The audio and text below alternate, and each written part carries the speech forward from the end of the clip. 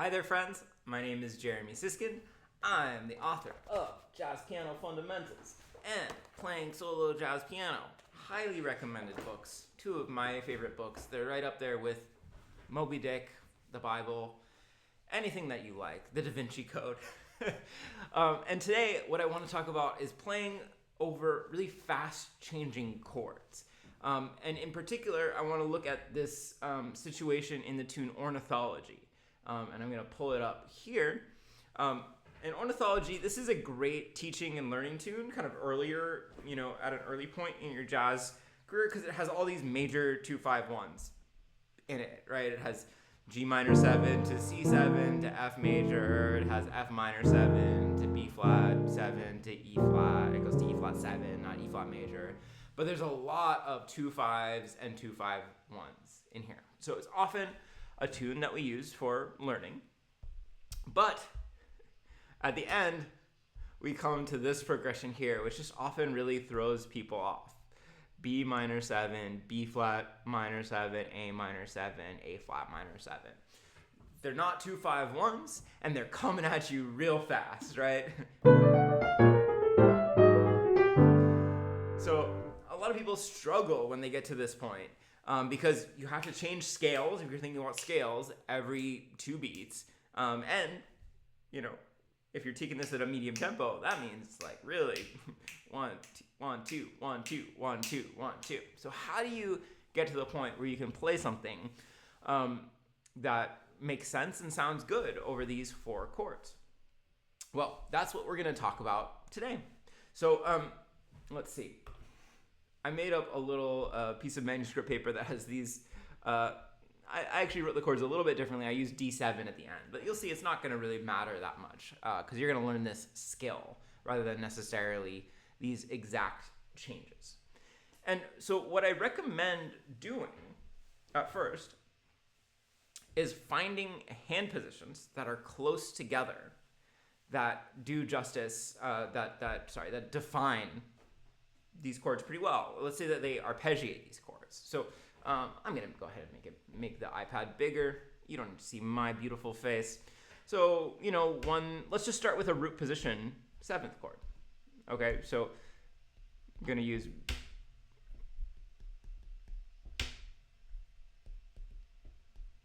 B minor 7 here. So I'm doing the root, 3rd, 5th, 7th. And then how can we move that close? We don't actually have to do anything very interesting here. If we just go to the root, 3rd, 5th, 7th of B flat minor 7, we're going to just be going down by a half step because of the way these chords work, right? And then same thing if we do the root, 3, 5, 7, we're going to just be moving down by half steps. And then we want to find close notes for the D7. So we want to find notes that are the same or only just a half step or a whole step away from the notes for the A minor 7. So probably the easiest thing to do would be to do A, C, so those notes stay the same, D, and F sharp. There's some other choices you can make here. It's not the only possibility, but just keeping it simple for now, that works. So we have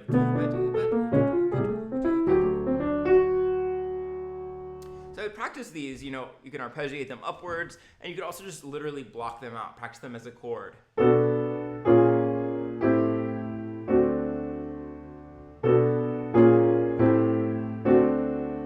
Because you want to get into these hand positions.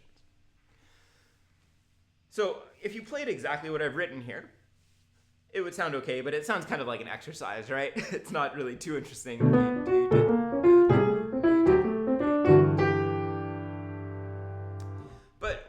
A few small changes, we can start to make this sound like music. So let's explore what some of those changes would be. So let's try alternating, one going up, one going down. So I'm going to go up my B minor, and then I'm going to go down my B flat minor. I'll make this a little bigger for you so you can watch the thrilling chase of me notating, me writing notes on the staff. So pretty good. And now we'll do the same thing. We'll do one going up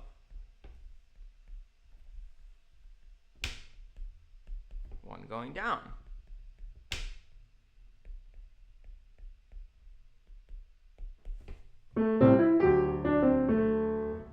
So now that this is starting to sound like music, at least a little bit.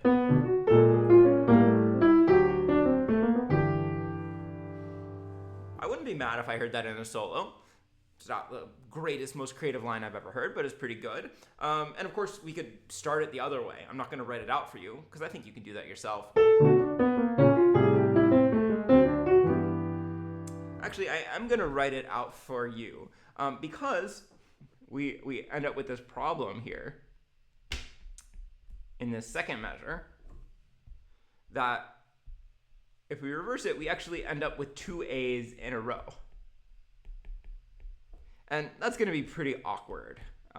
It's kind of difficult to repeat a note at a fast tempo, and it's not really very melodic, especially as we're trying to create like some continuity between these changes, right? Doesn't sound very good. So we have a few things we could do. One is that we could change this A natural, this first A natural, to like a little chromatic neighbor tone to the A. So that's pretty nifty.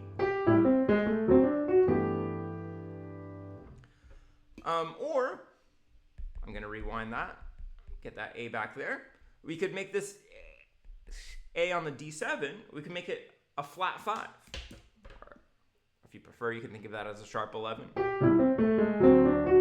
Which actually makes it a little bit more colorful, which is pretty nifty. Okay, so that's a solvable problem, but I wouldn't just repeat that note. And I'll just finish writing this out, because I'm a little bit obsessive. I'm a completist. I don't like leaving things halfway done. Right. Okay, so that's the first thing. We're getting these nice hand positions, and we could reverse directions. Now, if we want to make it even a little bit more musical, there's a bunch of things that we can do. We could change the rhythm. How about this? We'll go rest and then a triplet.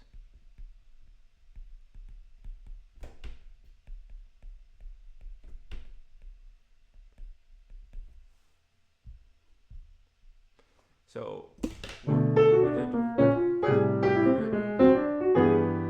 something like that. Maybe just a quarter note at the beginning so that we have this nice connection.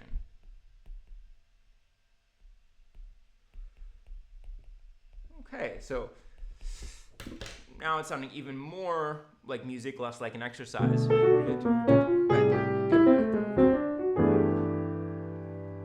But let's say I don't love just hanging out on that quarter note. It's a little bit just kind of square on the downbeat.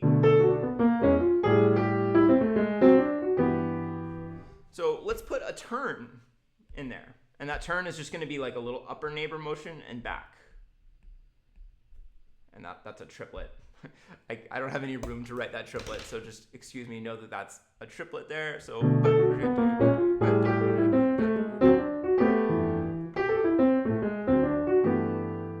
that sounds pretty good now. And by the way, it sounds pretty good with both an A natural there, but also if you wanted to make it an A flat, that would also sound pretty good.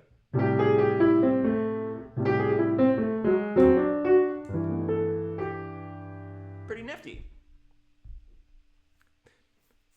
Okay, now with these hand positions, we have shapes that we could make other than just going up and down.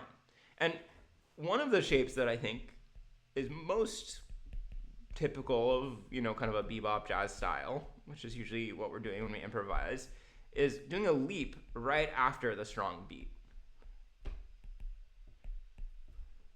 So here what I'm doing, and I apologize for my messy writing, is I'm playing instead of B flat, D flat, A flat, I'm starting on the A flat.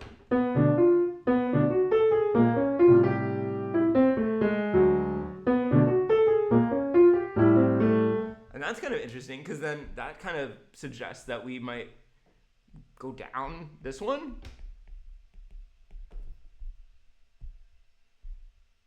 And now we'll use that A flat again, so we're not repeating the A, and we'll leap again. So now we've made an even more interesting phrase. Again, same hand positions. You haven't had to move out of those hand positions yet.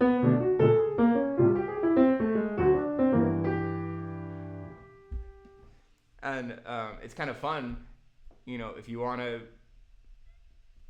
keep this turn and this triplet, it's all nice.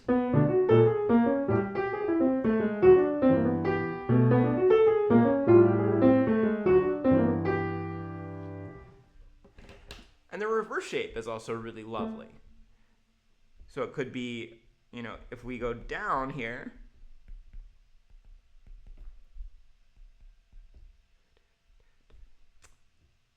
well, actually, let's do this first. Sorry, I'm getting excited. There's just so many possibilities. So we could also have everything going down. So check out what I'm about to do. A, F sharp, D, B. And then I'll just do this for clarity.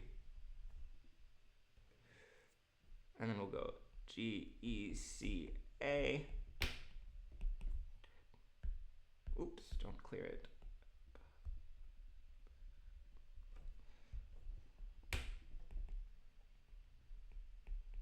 So exciting. They tell me that the youth, with like TikTok, they just want to see that short, active video.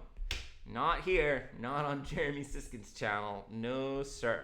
Just promoting old media and showing myself writing in licks.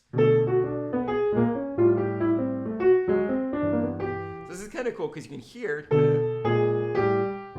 right, this guide tone line happening right on the strong B's. But there's some variety.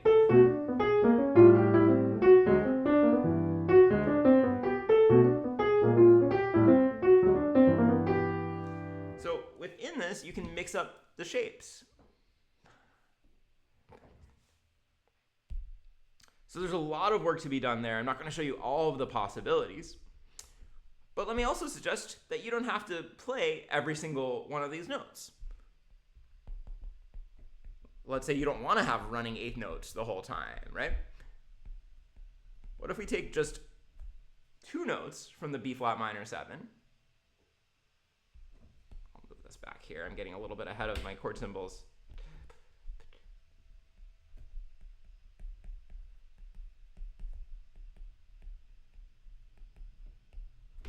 We could just do this.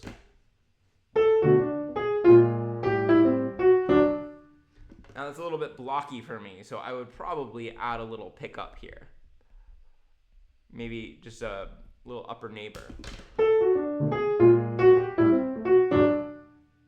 I wrote an upper neighbor, but I played a lower neighbor because that's what my instinct said. So let's go with that lower neighbor.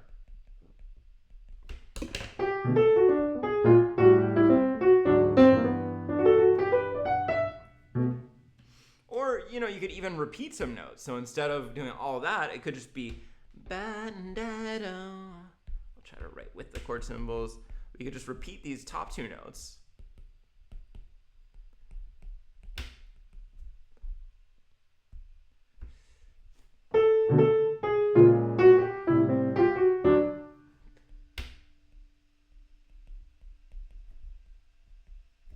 To me, this is what practicing looks like. Is it's finding all these possibilities by asking a bunch of what-if questions. And then making sure you know these all and you can execute them.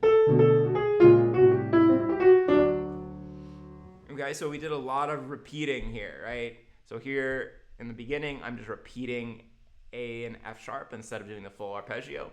And then here, I'm never going down to that A. Instead, I'm repeating the E and the G.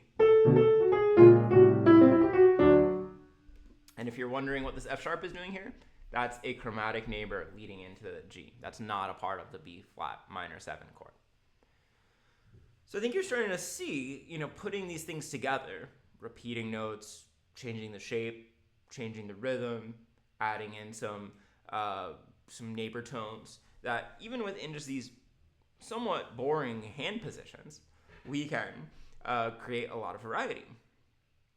And so far, I gave you kind of the most basic hand position, playing the root 3, 5, and 7 of each chord, basically. But of course, we could come up with other hand positions, and what I would recommend for you practicing is that you play with a bunch of different hand positions so that, wherever you happen to be in the piano as you're improvising, you're ready for it with some hand positions. So some other, kind of hand positions to think about, starting on the third, would be a big one. And I'll just write these as chords. So 3, 5, 7, and then using the ninth. And because these are chromatic chords, we don't really have to change anything here. 3, 5, 7, 9. And then for the D7, again, we're going to keep whatever we can. So C becomes the 7th, E is the 9th. We might want to make that like an E flat to have a flat 9 or something like that. The G can go down just a half step to F sharp. That's the 3rd. And then we could go down to the flat 13, just a half step away from that B. So this, because it involves all the same notes except replacing the root with the 9th, it's inherently going to be more colorful than the first thing. It's already just going to sound better.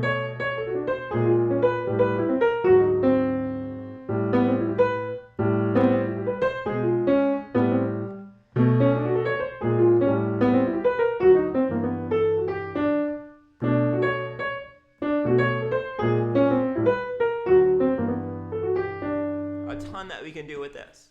But let's go a step further. Let's start with the 5th. So we could make a chord out of the 5th, the 7th, the 9th, the 3rd. That's a lovely 4-note chord. So this is the 5th, the 7th, the 9th, and then the 3rd.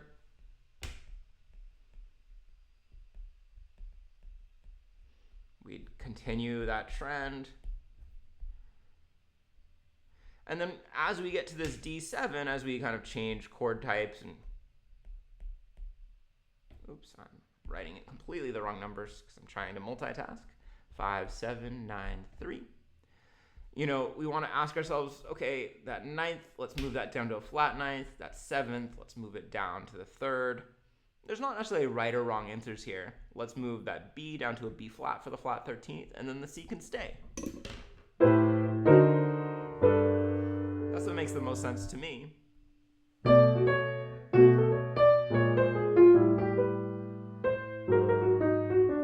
This one's a little bit less familiar to me, if I'm being honest.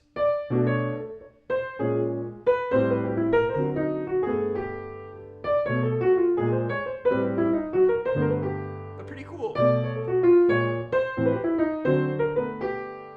Tons that you could do with it. Okay, you could also, of course, start on the 7th. Right, and then you got, this is going to be an important one because we like our 7th. That's one of the essential tones. I'd use the 7th, the 9th, the 3rd, and the 5th. Followed by, again, the 7th, the 9th, the 3rd, and the 5th. We don't want to use the 13th on minor chords because when we do that, can I write and talk at the same time? We end up creating a tritone between the 13th and the minor 3rd. And tritones really want to be resolved, right? That's why they're perfect for dominant chords, but they're not so good for minor chords because we're not generally going to resolve those. So that's why we avoid the 13th usually for minor 7th chords. And then here, maybe we want, let's just make it nice and clear. We'll use 3, 5, 7, 9 here.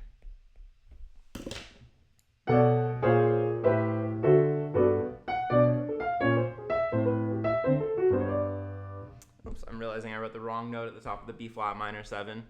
My apologies. I'm sure many of you were like yelling, don't do it. Why'd you write an E?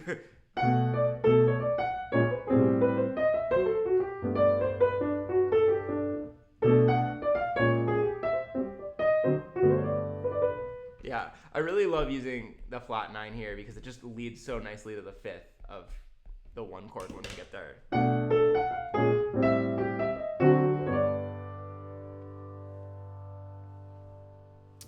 Great. So this is where I would get started. I would figure out, how can I create these hand positions that really work beautifully throughout these chords?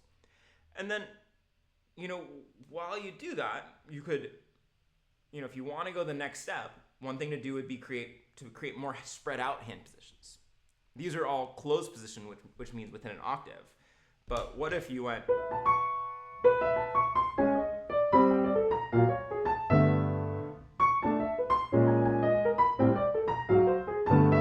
Right, so here I'm choosing, and this is in treble clef. It's going to go kind of high, so I'll start lower. A bunch of fourths with a third on top. Some of you who know voicings well might recognize that as like kind of looking like the top of a so what voicing.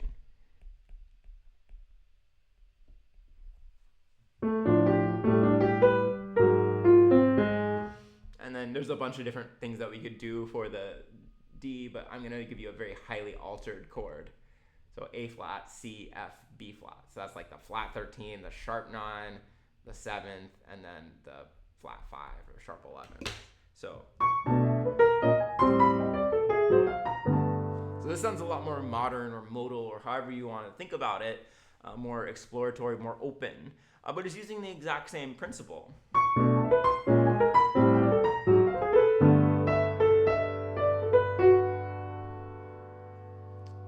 So that's kind of fun. And then I like to also find, if I wanted to make it go up, could I do that? Right? You might notice that these all go down and this is going directly down. But let's say I'm going to start with this kind of classic thing to do. 3, 5, 7, 9.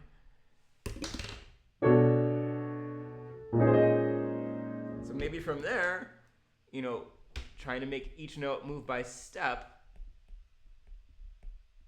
I could go to the 11th on either side, the 9th, and the 7th.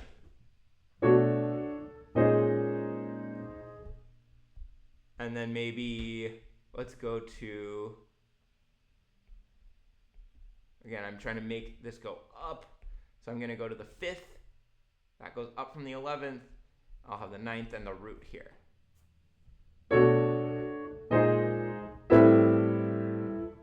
And then I'm going to keep making it go up.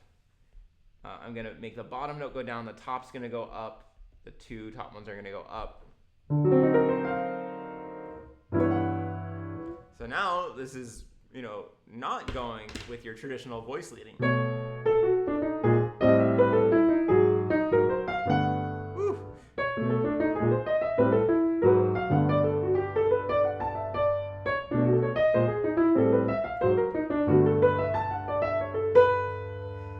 So that's how you could use this same device of finding some 4-note hand positions, but use it to get a modern sound. So I hope this has been a helpful video for you in approaching some quicker moving changes. Again, if you'd like to support the channel, like, subscribe, tell your friends, and purchase my books, particularly from me at jeremysiskind.com. It's Playing Solo Jazz Piano and Jazz Piano Fundamentals. You'll love them. They're real page turners. They're real whodunit mysteries. And I'll see you soon with new videos. Bye-bye.